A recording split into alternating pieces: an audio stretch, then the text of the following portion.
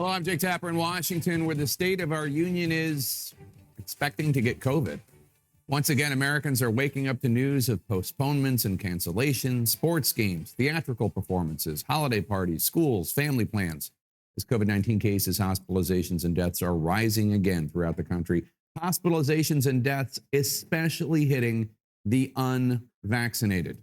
New York City and Washington, D.C. have both reported 2 days of record high cases, and health experts are warning of a tough month ahead. Still, the world in 2021 is different than it was in March 2020. Officials say they are better prepared for the surge. They point to vaccines and boosters as the best way to control the virus and prevent serious illness.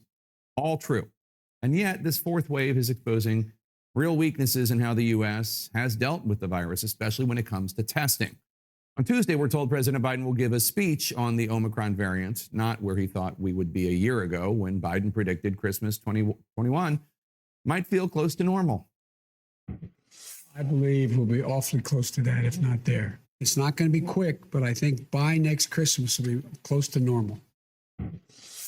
Joining me now, the Chief Medical Advisor to President Biden, Dr. Anthony Fauci. Dr. Fauci, thanks for joining us. If you could go back in time to President-elect Biden in that clip, would you tell him that we need a bigger multinational effort to vaccinate the world so as to stop mutations? We need to flood the country with free at-home rapid testing. We need to enlist as many Trump allies as possible to promote the vaccines, and that we should not declare independence from the virus in July, even if things look good.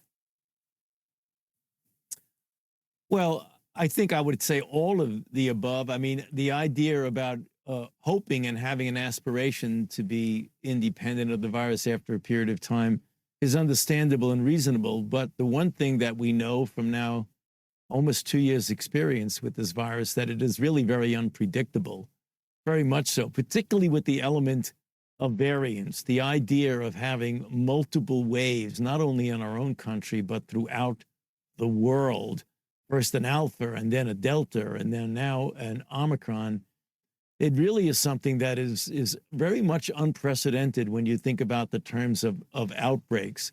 So it is understandable how one could say they would hope aspirationally to be at a certain point and then find out you're not. And the best thing to do then is to just keep going and putting all your resources, including what you just mentioned, getting as many people vaccinated as we possibly can, and absolutely boosted now. Because when you look at Omicron and what it's doing, the protection from like a 2-dose mRNA vaccine is quite good, particularly against severe disease. But when you get to Omicron, the protection significantly goes down. But the good news is when you boost someone, it goes right back up. And that's the reason why there's such an emphasis on the part of all of us. I know I've been saying it every day, multiple times a day, the importance of getting boosted, particularly in the situation that we're in with Omicron. Well, that's why some people say that the booster should now just be included as fully vaccinated. They want to change the definition so as when people are fully vaccinated, that means that after 6 months they get the booster, but the administration hasn't gone that far yet. Should you?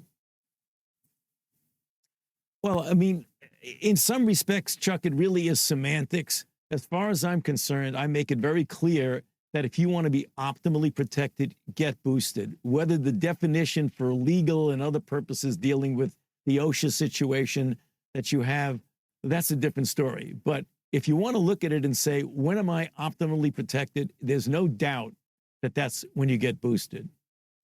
I know you're doing a round robin this morning of all the Sunday shows, but just a reminder, I'm Jake, not Chuck. So Vice President Harris told the LA Times this week that the administration did not anticipate the variants. Quote, "We didn't see Delta coming. I think most scientists did not, upon whose advice and direction we have relied, didn't see Delta coming. We didn't see Omicron coming."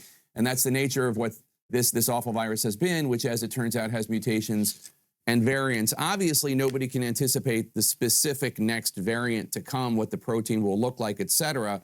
But in a more general sense, did you not see variants coming?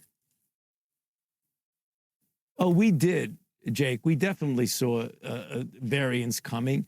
I think what one referred to, what was not anticipated, was the extent of the mutations and the amino acid substitutions in Omicron, which is really unprecedented. It kind of came out of nowhere, where you have a virus that has 50 mutations, 30 of which are in the spike protein and 10 or 12 of which are in the receptor binding domain. I mean, to me, that's really quite unprecedented. So that's something you would not have anticipated. But we certainly were anticipating that there were going to be variants, because when you have so many so much replication going on in the community, if you give a virus enough opportunity to replicate, you know it's going to ultimately mutate. And sometimes those mutations wind up being a new variant. And that's exactly what happened with Delta. And certainly that's what happened with Omicron. The Biden administration does seem to be falling short when it comes to testing. As these cases are spiking, many Americans are stuck in long lines. Many pharmacies are sold out of the rapid at-home tests, not to mention, of course, they're expensive. The White House has even mocked the idea of sending tests to every American. Is the state of testing in the United States acceptable to you? Well, we got to do better. I mean, we are doing better. If you look now compared to where we were a year ago, it's extraordinarily much different in the positive sense. We now have multiple at-home tests available when we virtually had none a year ago. But we do need to do better. The government now, the federal government, has been investing now several $billions to make anywhere from 200 million to 500 million tests available per month. Many of them free. They're going to be at 10,000 centers that are going to be giving out free tests. So we're going to be going in the right direction. We do. And I've said that myself many times, Jake, that we really need to flood the system with testing. We need to have tests available for anyone who wants them, particularly when we're in a situation right now where people are going to be gathering, even though they are vaccinated and boosted. They may want to go that extra step, that extra mile, to know that when we have people coming into the home where they're going someplace, that you could know in 15 minutes whether or not you're positive. President Biden said the unvaccinated are, quote, looking at a winter of severe illness and death. Michael Osterholm says a viral blizzard is coming. Where is the pandemic headed right now? Do you expect new record high numbers for cases? And what about hospitalizations and deaths? Yeah. Well, unfortunately, Jake, I think that is going to happen. We are going to see a significant stress in some regions of the country on the hospital system, particularly in those areas where you have a low level of vaccination, which is one of the reasons why we continue to stress the importance of getting those unvaccinated people vaccinated. This virus is extraordinary. It has a doubling time of anywhere from 2 to 3 days. Right now, in certain regions of the country, 50% of the isolates are Omicron, which means it's going to take over. And if you look at what it's done in South Africa, what it's doing in the UK, and what it's starting to do right now, the president is correct. I mean, I was with him when he said that, and I spoke to him about that we are going to be in for some serious difficulties right now, and we better be doing more to mitigate against that. And it's never too late to get vaccinated. And if you're vaccinated, go get boosted and be prudent in everything else you do. When you travel in your indoor settings that are congregate, wear a mask. It is going to be tough. We can't walk away from that, Jake. We can't, because with Omicron that we're dealing with, it is going to be a tough few weeks to months as we get deeper into the winter.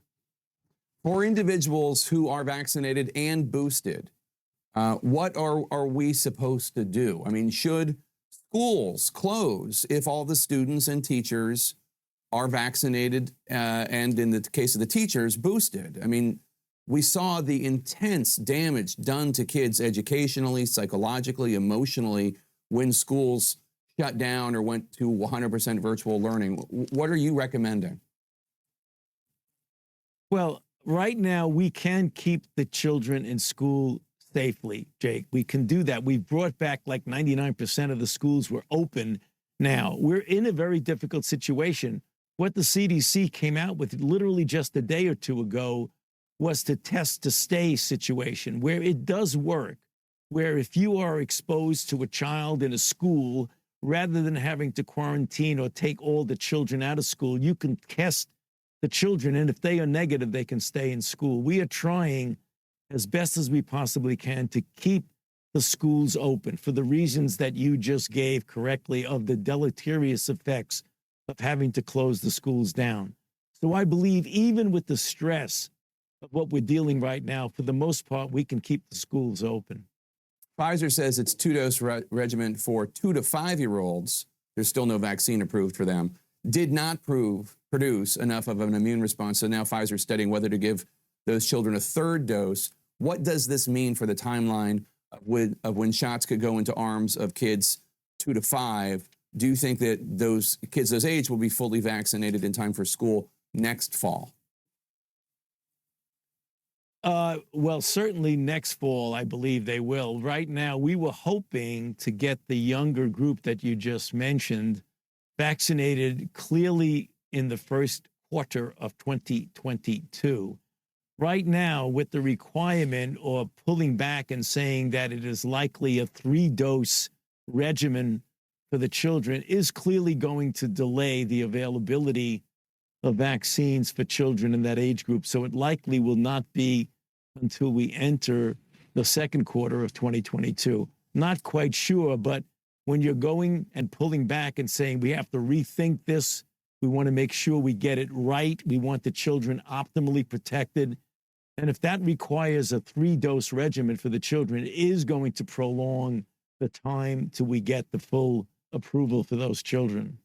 For people who have done everything right for the last 2 years, according to what the health officials have said out there, people who are vaccinated, people who are boosted, people who wear masks when they're indoors among a lot of people, and they feel right now frustrated and deflated about what's happening. Can you explain what the goal is right now? Are we just trying to take a pause to get a handle on the Omicron variant, trying to protect the millions of unvaccinated? What are we trying to do here?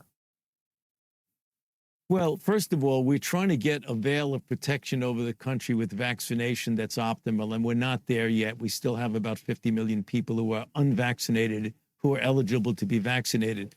But we've got to realize that it is more than just getting vaccination. Vaccination is an absolutely essential part of this process. But there are other things, and that's the reason why we stress the idea about masking and testing. People think that vaccine is the answer to everything.